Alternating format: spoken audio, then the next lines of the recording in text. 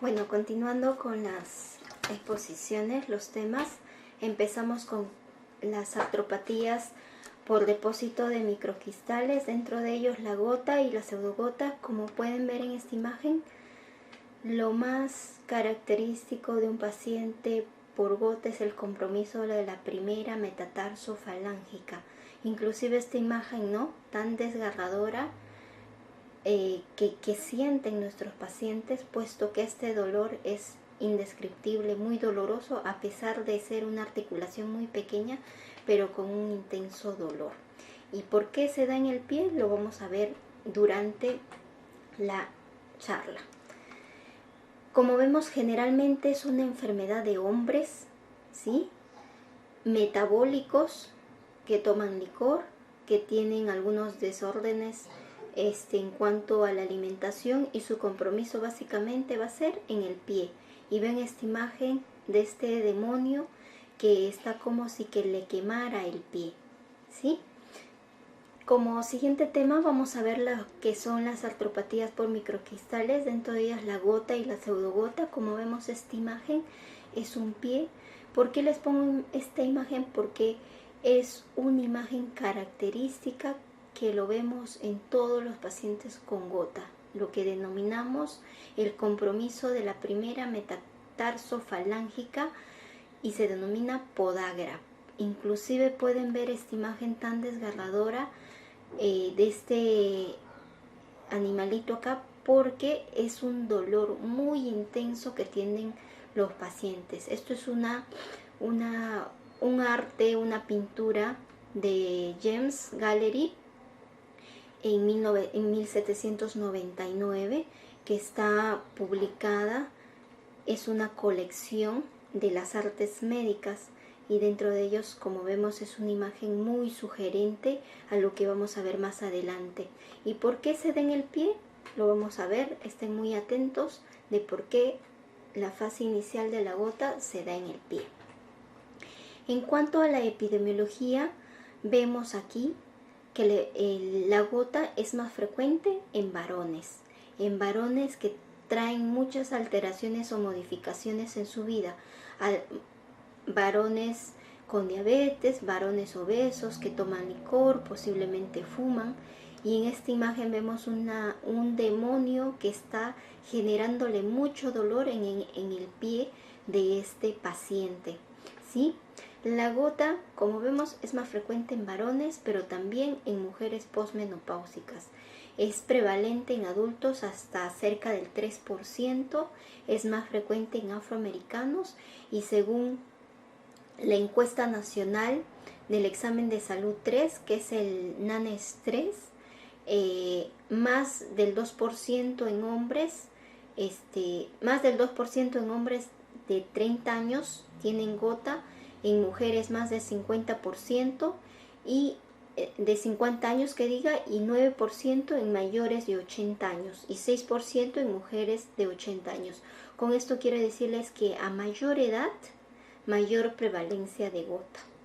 Según el estudio epidemiológico de Rochester, la incidencia de gota primaria está más o menos cerca a 50 por cada 100.000 personas, y ha doblado en los últimos 20 años. Existen factores modificables y factores no modificables. Los factores no modificables está la edad, el género masculino, factores genéticos y la enfermedad renal crónica en este caso. Y los factores modificables: la hiperuricemia, el alcohol, los excesos alimenticios, el consumo de carne de mariscos, el consumo de refrescos por las sustancias químicas que contienen estas, ingesta de alcohol, fármacos, obesidad, hipertensión, enfermedades linfoproliferativas y medicamentos. Aquí vemos todo lo que son carnes rojas, embutidos, pescado, tienen mucho ácido úrico. La cerveza, los mariscos van a producir una hiperuricemia. En los varones la hiperuricemia es más de 7 miligramos por decilitro, y en las mujeres más de 6 miligramos por decilitro. Aquí hay una corrección. La hiperuricemia puede tener muchas causas: un aumento de la producción de ácido úrico, una disminución de la excreción de ácido úrico y un mecanismo combinado de ambas. En un aumento de producción de ácido úrico, básicamente se debe a causas secundarias, ¿sí? Primarias, netamente a idiopáticas, vamos a ver algún gen que está asociado, y secundarias en todas las patologías que hay abundante muerte celular. Ejemplo, anemia hemolítica, fase blástica de las enfermedades linfoproliferativas, la policitemia vera, mieloma múltiple, quimioterapias en leucemias, linfomas, psoriasis grave, enfermedad de Piaget, rabdomiólisis, ejercicio excesivo, ingesta de alcohol y ingesta excesiva de purinas, ¿sí? En cuanto a la disminución de excreción de ácido úrico, son las idiopáticas y las enfermedades renales básicamente. El riñón está mal y por lo tanto no excreta ácido úrico. Eso pasa básicamente en insuficiencia renal, enfermedad poliquística renal, diabetes insípida, hipertensión, acidosis láctica, cetoacidosis, síndrome de Down, beriliosis, sarcoidosis, intoxicación por plomo, fármacos como los diuréticos, alcohol, salicilatos, levodopa, etambutol, piracinamida, ácido nicotínico y ciclosporina, ¿sí?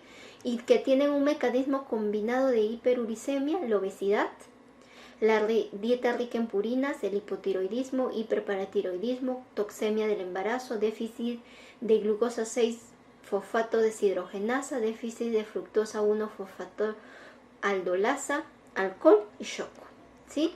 Entonces, tener en cuenta estos tres mecanismos que causan gota primaria y gota secundaria.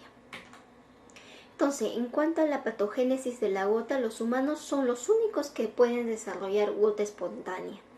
La hiperuricemia no solo es común en ancianos, ¿sí? Es solo común en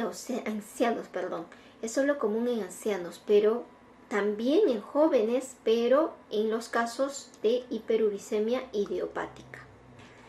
La hiperuricemia solo es común en ancianos en la ausencia de uricasa, que es una enzima que degrada el ácido, las purinas y convierte en ácido úrico, niveles de urato elevados en la sangre 10 veces que otros mamíferos. Eso sucede en los ancianos. Y el gen de la uricasa es parado por 2 mutaciones genéticas, que son codones de stop, ¿sí? Entonces, este gen, cuando está ausente, aumenta o eleva el ácido úrico en la sangre.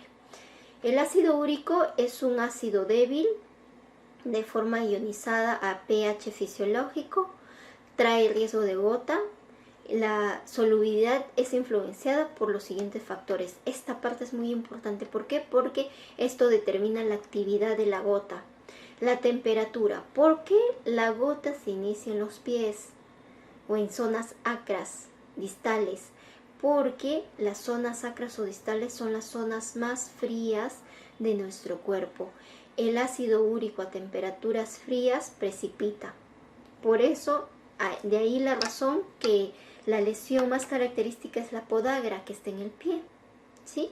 El pH también está influenciado en la solubilidad del ácido úrico, la concentración de cationes, el estado de hidratación articular, los agentes nucleantes de cristales, los proteoglicanos, presencia de proteoglicanos, colágeno y condritin, que actúan como agentes nucleantes.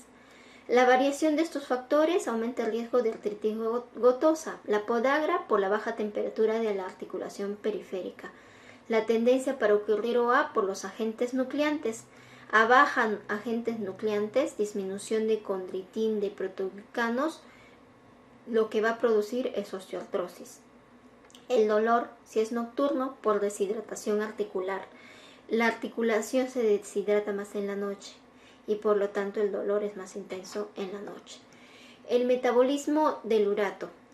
La hiperuricemia se va a producir por varios factores. Uno, la dieta, 10% por síntesis de nuestro propio cuerpo, y el 90% de este ácido úrico que ingresa por la dieta y por la síntesis se va a depurar por el riñón. Entonces, dieta fuera de purinas, el ácido úrico reduce hasta más o menos 5 miligramos a 3 miligramos por decilitro. Eso en dieta libre de purinas. Ingesta de purinas lo que hace es ruptura de los ácidos nucleótidos y produce nucleasas pancreáticas, ruptura de oligonucleótidos y lo que produce son fosfodiesterasas. Remueve los fosfatos y grupos de azúcares y promueve las enzimas pancreáticas. La práctica sugiere que los pacientes con gota deben restringir purina en su dieta por todo lo explicado acá, ¿sí? Entonces, este tipo de pacientes no deben consumir pescado, no deben de consumir mariscos, no deben de beber licor, no deben de beber cerveza. Vino está en equilibrio y lo que sí deben consumir, abundante vitamina C, productos vegetales, ¿sí? Y bajar de peso es importante.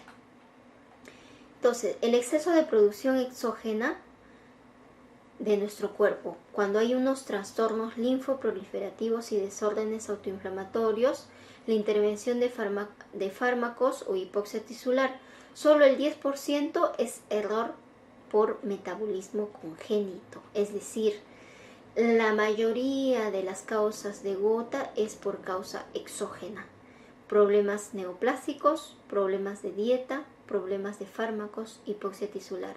El resto es por déficit de las mutaciones del HPRT y del PRPP.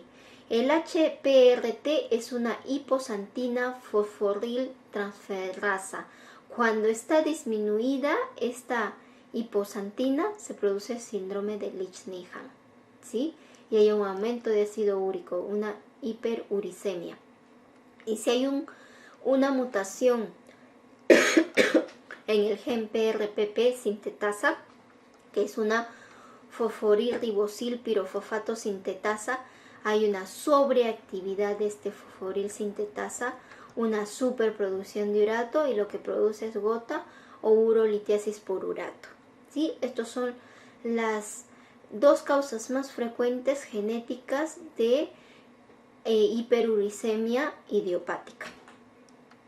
Consumo de alcohol por la vía del ATP se convierte el ATP en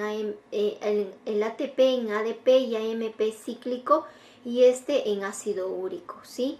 Hay deshidratación por alcohol, hay acidosis metabólica que descompensa y activa el ácido úrico y por lo tanto estimula la formación de artritis. La cerveza es la que tiene mayor factor de riesgo para que tenga un paciente gota. Entonces, viendo el resumen, acá vemos la fisiopatología, acá vemos el fosforilribosil pirofosfato sintetasa y acá vemos a la hiposantina hiporribosil transferasa, ¿sí? Entonces, hay un error en esto, cuando hay una hiperestimulación de la PRPP, lo que hay es un aumento de ácido úrico, ¿sí? De uratos. Cuando hay una inhibición de esta vía del HPRT, lo que hay es una disminución de la hiposantina en santina. Entonces, por lo tanto, no hay una conversión de hiposantina en IMP y por lo tanto no se va por la otra vía, sino hay un aumento de hiposantina y por lo tanto se convierte más santina y con la santina oxidasa se produce más ácido úrico. Estas son las dos patologías idiopáticas que podemos explicar que implica un 10% de los pacientes con gota. Por otro lado, la adiposidad y la resistencia a la insulina son asociados a hiperuricemia. El índice de masa corporal alto, la cintura, la cadera, la ganancia de peso están asociados a la gota. La diabetes, la hipertensión, riesgo a desarrollar gota. La resistencia a la insulina, también riesgo a desarrollar gota. ¿Por qué? Porque hay un incremento en la absorción de uratos por estimulación del URAT2, que es un receptor para transportar dentro de la nefrona en lo que es el túbulo contorneado proximal para reabsorber ácido úrico a nivel renal. Entonces la insulina incrementa esa reabsorción y por lo tanto hay una hiperuricemia. En el transporte renal de urato existen 4 componentes. Uno es la filtración glomerular, otro es la reabsorción proximal, otro es la secreción subsecuente y la cuarta que es una reabsorción por secreción del túbulo proximal. Existen agentes uricosúricos como la piracinamide, que es un potente antiuricosúrico, ¿sí? El URAT1, como les había mencionado, es un anión transportador responsable de la reabsorción de uratos en el filtrado. Se expresa en el borde en cepillo, como lo vamos a ver acá. Aquí vemos el borde en cepillo de las células del túbulo contorneado proximal, que está acá, ¿sí? Y allí se encuentra el URA2, ¿sí? Este URA2, su función es reabsorber ácido úrico o uratos de la filtración glomerular, ¿sí? Entonces, ese URA2 lo que hace es estar en borde en cepillo y aumenta la absorción del ácido úrico. Existen agentes uricosúricos como son el probenecid, el sulfiranone, la losartán, que inhiben esta URAT1, ¿sí? Y por eso es tratamiento. Entonces, por ejemplo, acá vemos una lista de sustancias químicas que tienen implicancia a través del URAT1, ¿sí? Los que estimulan al URAT1 son la piracinamida, la nicotina, el lactato, el acetato, ¿sí? Los diuréticos, la ciclosporina, el tacrolimus, ¿sí? Y los que disminuyen o inhiben la función del URA2, los uricosúricos, es el probenecid, el silfirane, el benzbrorane, el losartán, el salicilato, el finofibrato, el amlodipino, ¿sí? Disminuyen lo que es el URAT1 y por lo tanto disminuyen la absorción de ácido úrico. Y tenemos por otro lado lo que son las santinas oxidasas, las más importantes, que es el tratamiento de la gota, el allopurinol, que inhibe la santina oxidasa, la hormona que hemos visto acá, inhibe esta hormona, esta enzima, la santina oxidasa, y por lo tanto la liposantina nunca se convierte en santina y por lo tanto no hay ácido úrico en la sangre. Eso es lo que hace el allopurinol y también el febuxostat, ¿sí? La uricasa, que es una oxidación del urato a la lantoína, es una forma diferente de depresión o disminución de ácido úrico.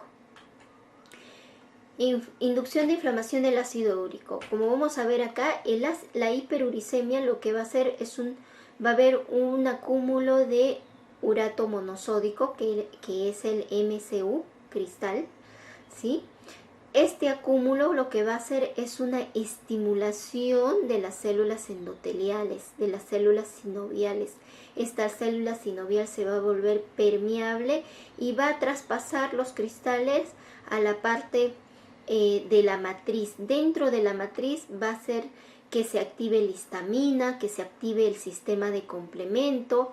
Esta histamina a la vez va a activar a los neutrófilos. Estos neutrófilos van a producir factor de necrosis tumoral alfa, interleuquina 1, 6, interleuquina 8, la MCP1, el MIP1. Todos estos van a generar mayor inflamación y por lo tanto mayor proliferación de los neutrófilos. Va a haber un reclutamiento de neutrófilos y mayor permeabilidad del endotelio. Estos neutrófilos van a migrar hacia el resto del cuerpo, ¿sí? Por otro lado, esto es la parte de la iniciación de la actividad de la gota. Existe una parte de perpetuación, que es la migración de los neutrófilos al resto del cuerpo, y lo otro es de la terminación de la gota. Como la parte endotelial o sinovial, las células sinoviales tipo 1 y tipo 2, tipo A o tipo B que están acá, se mantienen permeables, también van a hacer que pasen lipoproteínas o proteínas de alto peso molecular, que son las ApoE, apolipoproteína C, las LDL y la ApoB. Estas lipoproteínas van a tener la función de ¿cómo se dice? Limpiar lo que es los cristales de ácido úrico, lo limpian. Además, por otro lado, tenemos a la aparición de los macrófagos. Estos macrófagos van a fagocitar al ácido úrico y van a limpiar el ácido úrico que está en el torrente sanguíneo.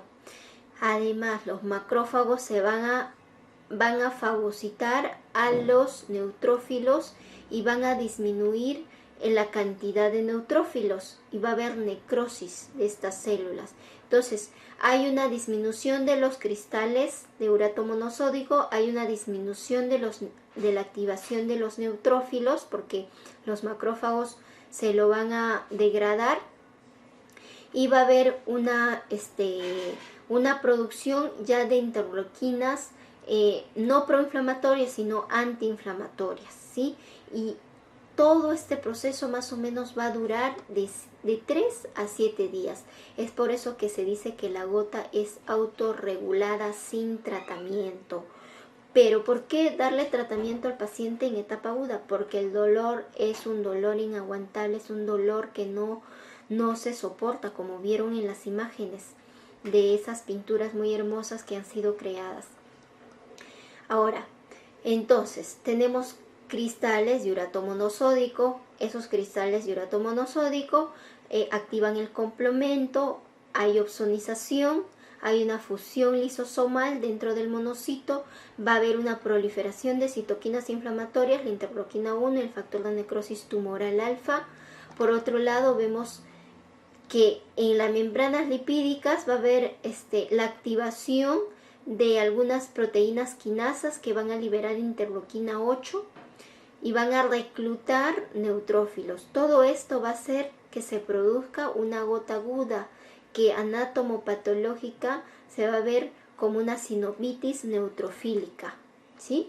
En resumen, los cristales de urato monosódico, el MSU, ¿sí? El ácido úrico, lo que va a hacer es activar a los monocitos, a las células, va a haber un aumento de interleuquinas, esto sí, un ciclo vicioso de estimulación a los neutrófilos, y estos neutrófilos van a seguir produciendo interleuquinas de inflamación. Por otro lado, tenemos que las células van a fagocitar. Esta fagocitosis en la fase 1 va a producir una interleuquina 1 beta, una beta.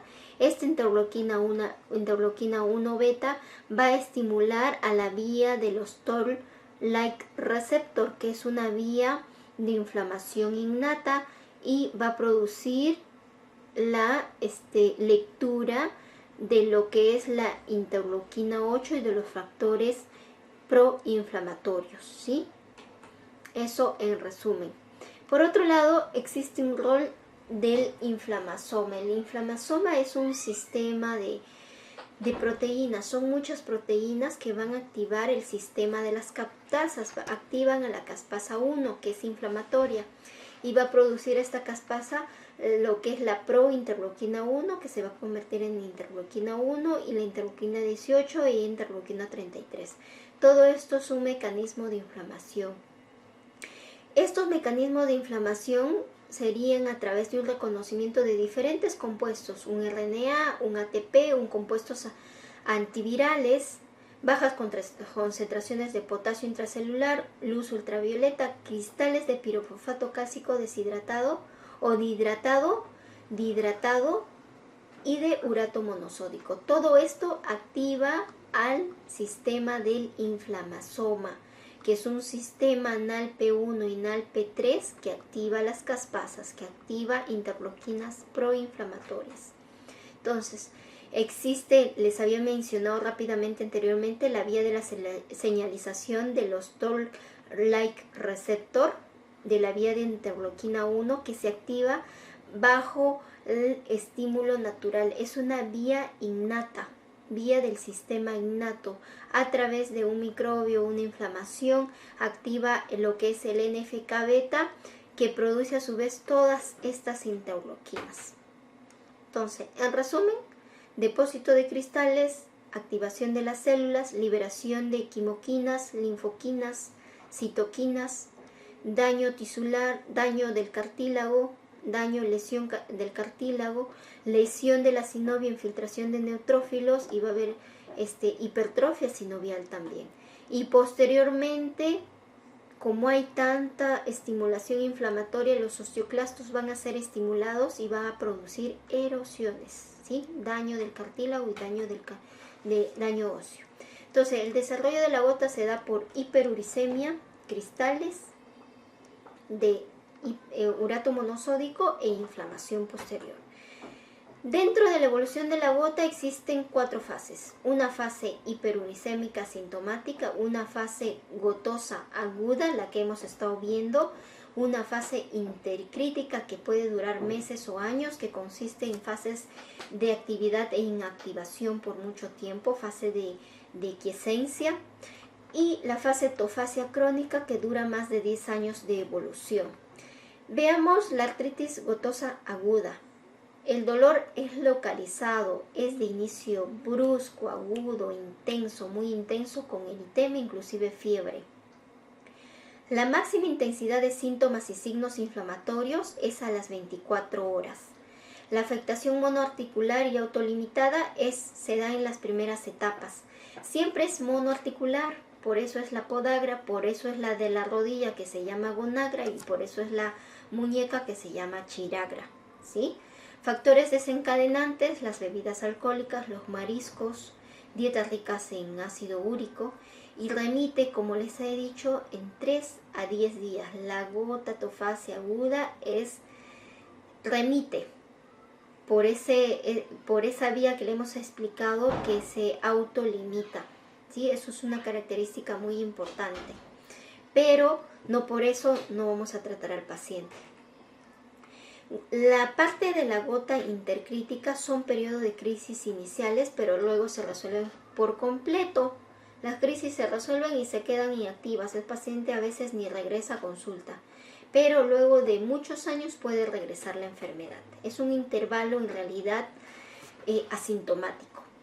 La artritis crónica gotosa típicamente se lleva durante años, ¿sí? Ya hay una persistencia de inflamación, citoquinas, proteasas, oxidantes, inflamación sinovial, hipertrofia sinovial, artritis persistente, fagocitosis, presencia del tofo, que es el acúmulo de microcristales dentro de una sinovia o de una bursa. Los tofos generalmente son masas que se ubican en zonas extensoras, pueden ser en dedos, muñecas, codos, en la región oleocraniana, puede ser en rodillas, ¿sí? Puede ser en pie, en los deditos del pie, en zonas extensoras, y además en pabellones auriculares, ¿sí? ¿Qué es lo que sucede en el tofo? Los condrocitos fagocitan cristales y forman metaloproteasas. Es la mezcla de todas esas sustancias. Por otro lado, vemos que los tofos son indoloros. Tú los tocas estas lesiones en manos, no duelen. Tocas esto, ya no duele. La gota tofasia crónica no duele. Aparece a los 10 años de enfermedad. Es una fase ya crónica y de lesión, ¿sí? Bueno, entonces, en cuanto a los criterios diagnósticos del ACR para la gota, tenemos 2 o 3, ¿sí?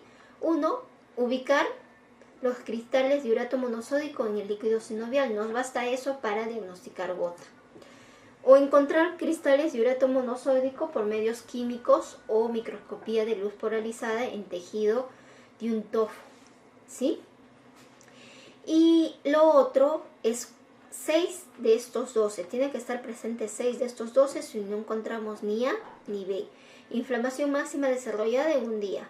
Más de un ataque de artritis aguda, ataque de artritis monoarticular, enrojecimiento de la articulación, ataque agudo unilateral de la primera metatarsofalángicas, ataque agudo del tobillo, presencia de tofos, hiperuricemia, aumento de volumen asimétrico de alguna articulación, quistes subcondrales sin erosiones a los rayos X, ataque autolimitado de 3 a 10 días, cultivo negativo de líquido articular para microorganismos durante el ataque de inflamación articular porque hay sinovitis.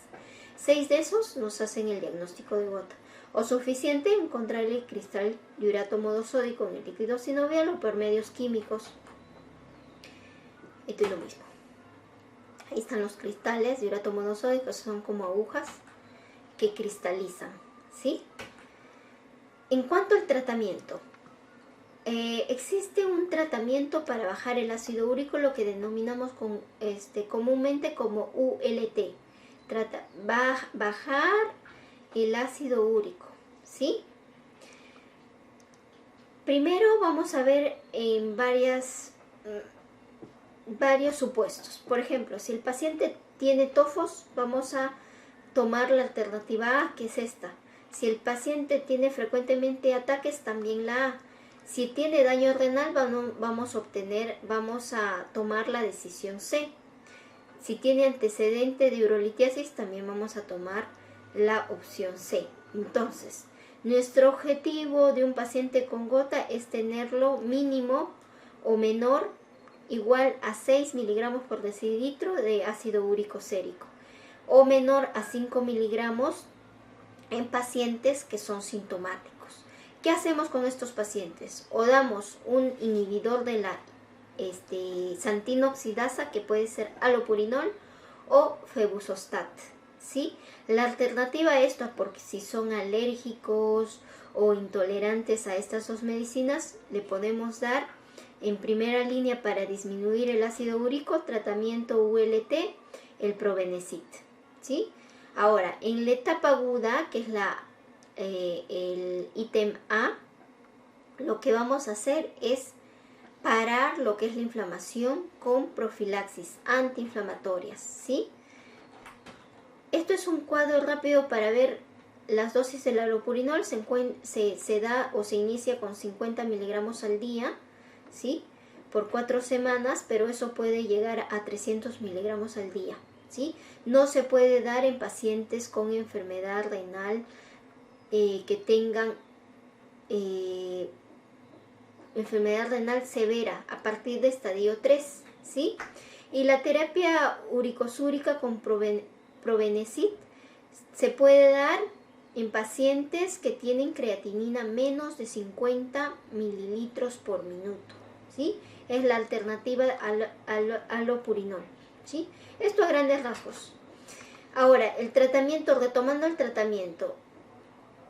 Primero, monoterapia, que habíamos dicho que es la alternativa A, que son los antiinflamatorios o corticoides sistémicos, o la colchicina, que no es un AINE, pero es una medicina que lo que hace es inhibir que los leucocitos que hemos visto, los neutrófilos que hemos visto que migran hacia la membrana sinovial, hacia la articulación, se detenga. Eso es lo que hace la colchicina, por eso se da en etapas agudas. Entonces, si hay respuesta al tratamiento, lo que seguimos haciendo es monoterapia. Sí, pero otras alternativas, si hay una respuesta inadecuada, hay que hacer un tratamiento combinado, ¿sí?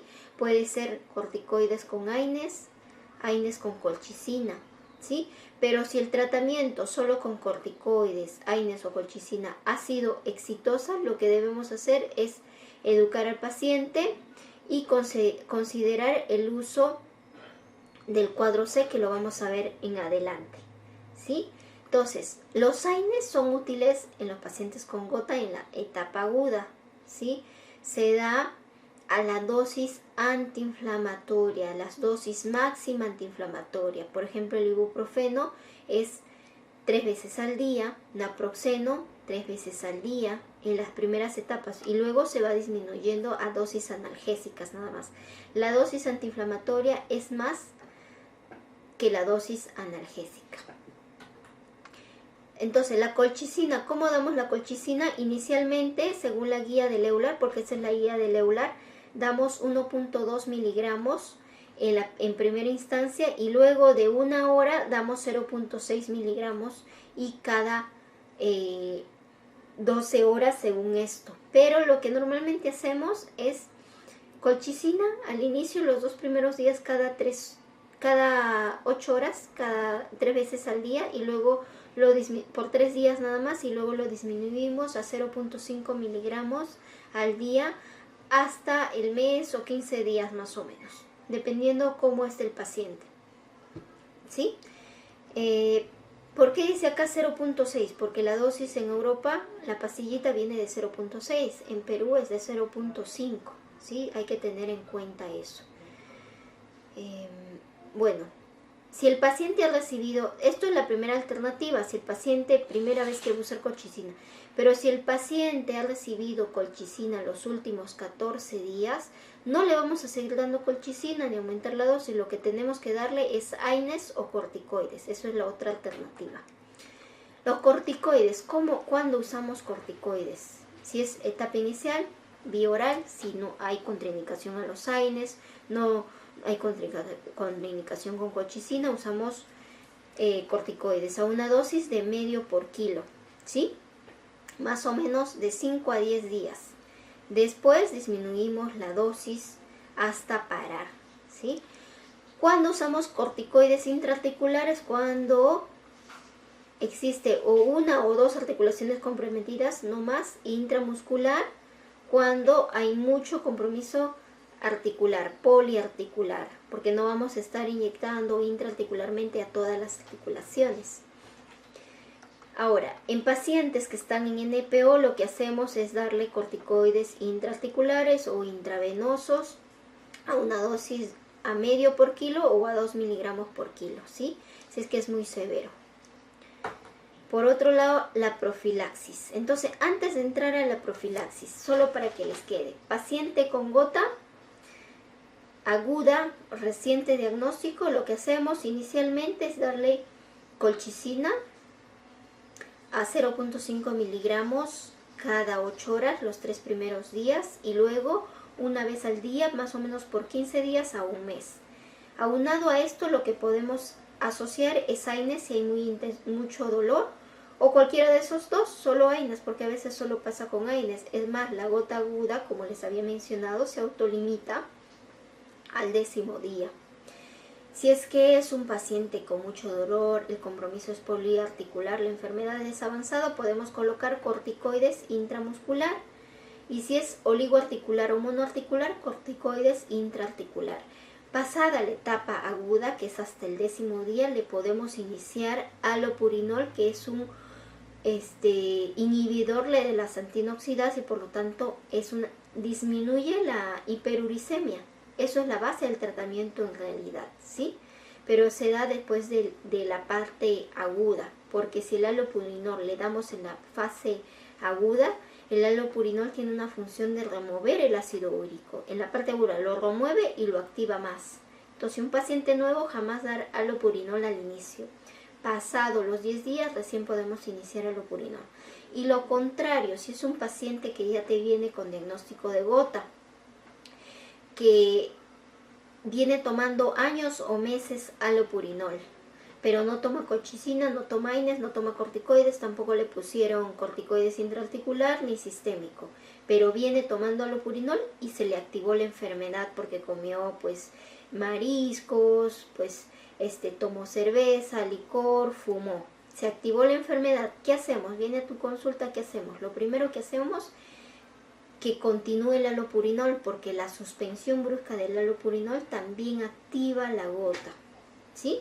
Entonces, continuamos el allopurinol y hacemos lo que ya sabemos, AINES o colchicina o corticoides intraarticular o corticoides sistémico, ¿sí? Eso es lo que hacemos, básicamente el tratamiento de la gota es muy sencillo.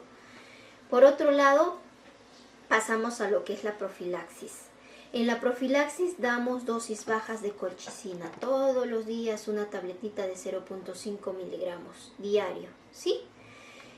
O si no, en todo caso, dosis bajas de antiinflamatorio. Ejemplo, naproxeno 250 miligramos 2 veces al día. Es una dosis muy baja, pero aceptable, ¿sí?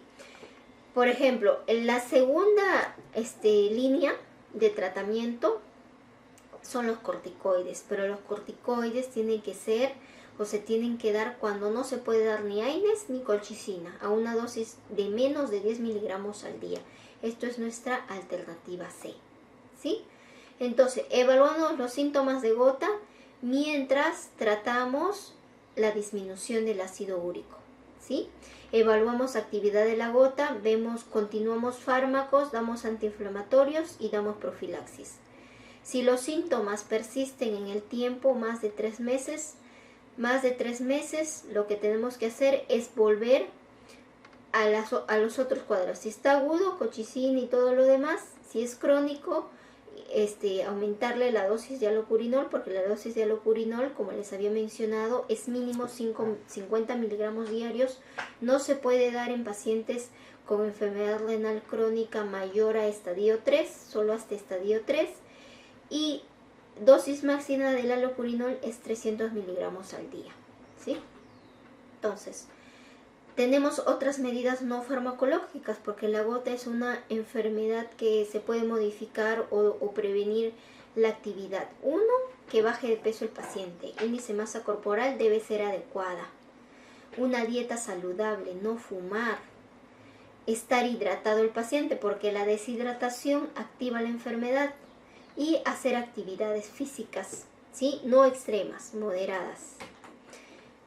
Por otro lado tenemos la otra enfermedad por depósito de cristales, que es el depósito de cristal de pirofosfato cálcico, ¿sí? Este depósito de cristal por pirofosfato cálcico fue descrita por McCarthy en 1961 y lo denominamos la pseudogota, porque no es depósito de ácido úrico, sino de pirofosfato de calcio. Produce también sinovitis, inducida por los cristales que están incrustados ahí. Los cristales que contienen calcio son de 3 grupos: cristales de calcio básico, calcio ácido y misceláneos, ¿sí? La prevalencia es de cerca de la mitad de la observada a la gota, aunque en muchos casos son asintomáticos. ¿Cuándo se manifiestan este tipo de pacientes? Cuando están hospitalizados. ¿Cuándo sospechar enfermedad de depósito de cristales por pirofosfato en un paciente adulto mayor que está hospitalizado, tiene diabetes, tiene hipotiroidismo, dislipidemia, le operaron por algún motivo, cualquier cirugía, está hospitalizado una semana y de pronto te llaman a una interconsulta por activación de una articulación? Puede ser rodilla, puede ser pie, puede ser muñeca, ¿sí? Tobillo básicamente, pero casi nunca una podagra, ¿sí? Eso hay que tener en cuenta. Más frecuente en pacientes adultos mayores de 70 años. El 25% son mayores de 80 años. ¿Y cómo lo vemos al paciente? En la radiografía vamos a ver una condrocalcinosis. ¿Qué es la condrocalcinosis?